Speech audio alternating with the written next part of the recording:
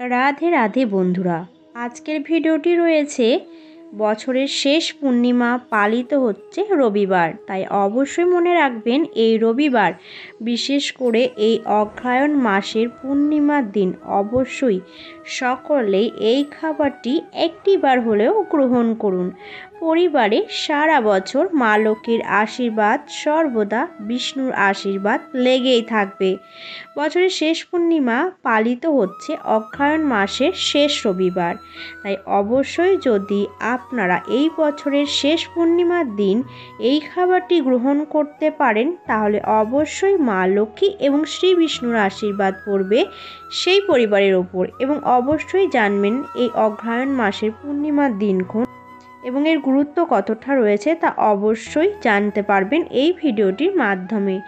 আর যারা এই চ্যানেলে নতুন আছেন তারা অবশ্যই চ্যানেলটিকে সাবস্ক্রাইব করে নোটিফিকেশান বেল আইকনটি অন করে রাখুন এরকম আরও নতুন ভিডিও দেখার জন্য। এবং কমেন্টে জয় শ্রীকৃষ্ণ লিখতে একদমই ভুলবেন না। বছরের শেষ পূর্ণিমা পালিত হচ্ছে অগ্রহায়ণ মাসের শেষ রবিবার 25শে ডিসেম্বর 2024। এই দিনটি পালিত হচ্ছে বছরের শেষ পূর্ণিমা। হিন্দু ক্যালেন্ডারে মার্গশীর্ষ মাসের শুভ দিনটি মার্গশীর্ষ নামে পরিচিত। হিন্দু ধর্মাবলম্বীরা চন্দ্র দেবতার পুজো করেন, কারণ বিশ্বাস করা হয় যে এই দিনে চাঁদ অমৃতের আশীর্বাদ করেছিলেন। মার্গশীর্ষ হিন্দু ক্যালেন্ডারের 7তম মাস এবং হিন্দু শাস্ত্র অনুসারে এই মাসটিকে উৎসর্গের মাস হিসাবে বিবেচনা করা হয়। পুরাণ মতে এই মার্গশীর্ষ অর্থাৎ অগ্রহায়ণ মাস শ্রীকৃষ্ণের অত্যন্ত প্রিয়। এই দিনে আপনারা অবশ্যই বছরের শেষ পূর্ণিমার দিন ভক্তরা ব্রহ্ম মুহূর্তে ঘুম থেকে উঠে পবিত্র নদীতে স্নান করে এবং পরম ভক্তি সহকারে ভগবান বিষ্ণুর পূজা করুন।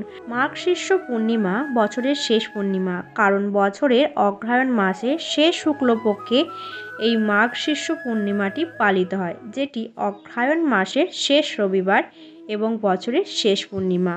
মার্গশীর্ষ পূর্ণিমা পালিত হচ্ছে 15ই ডিসেম্বর রবিবার।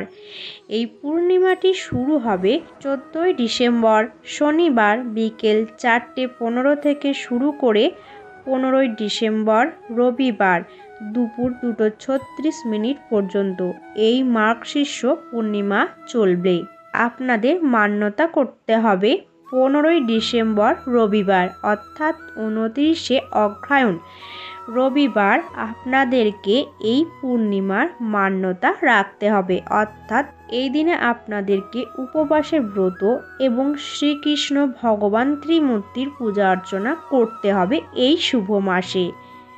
অবশ্যই মনে রাখবেন মার্গশীর্ষ পূর্ণিমার দিনে অবশ্যই সকল ভক্তরা খুব ভোরে ঘুম থেকে উঠে তুলসী গাছের শিকড় দিয়ে আনুষ্ঠানিক স্নান করে নেবেন।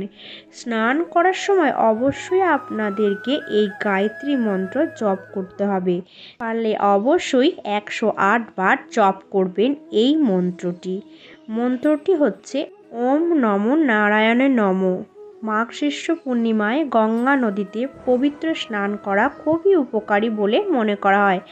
তাই যদি অবশ্যই পারেন গঙ্গা নদীতে আপনারা অর্থাৎ 15ই ডিসেম্বর বছরের শেষ পূর্ণিমা রবিবারের দিন অবশ্যই আপনারা পবিত্র নদীতে স্নান করবেন।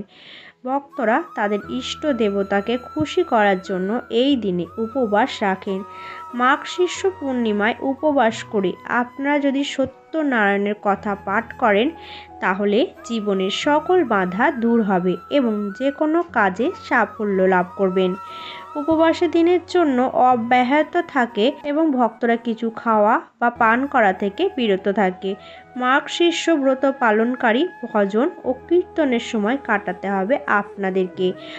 আর এই রবিবার বছরের শেষ পূর্ণিমার দিনে অবশ্যই পারলে আপনারা এই খাবারটি অবশ্যই ভগবানকে নিবেদন করে আপনারা গ্রহণ করুন, যেটি পারলে আপনার পরিবারের সকলেরই মঙ্গল হবে এবং কোনো আর্থিক সংকট দেখা যাবে না।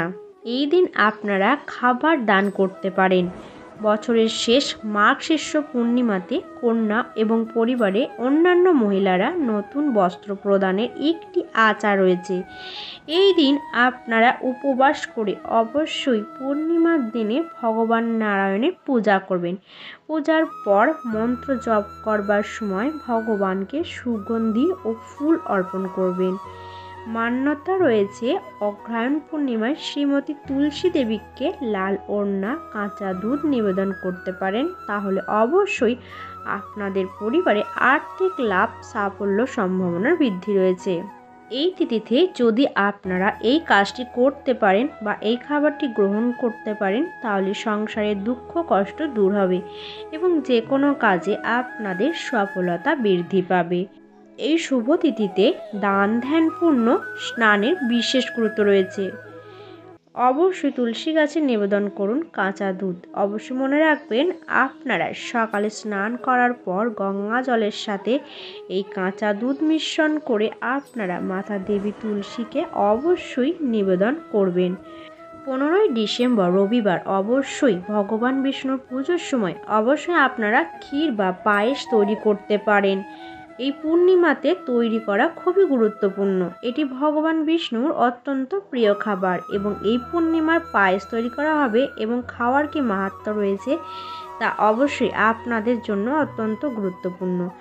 প্রাচীন বিশ্বাস অনুসারে পূর্ণিমা তিথি হলো চন্দ্র দেবতার উপাসনার তিথি। চাঁদ বা চন্দ্র দেবতা হলো শান্তি, বিশুদ্ধতা এবং শুভ্রতার প্রতীক। মনে করা হয় চন্দ্র দেবতার উপাসনা করলে মানসিক ও প্রশান্তি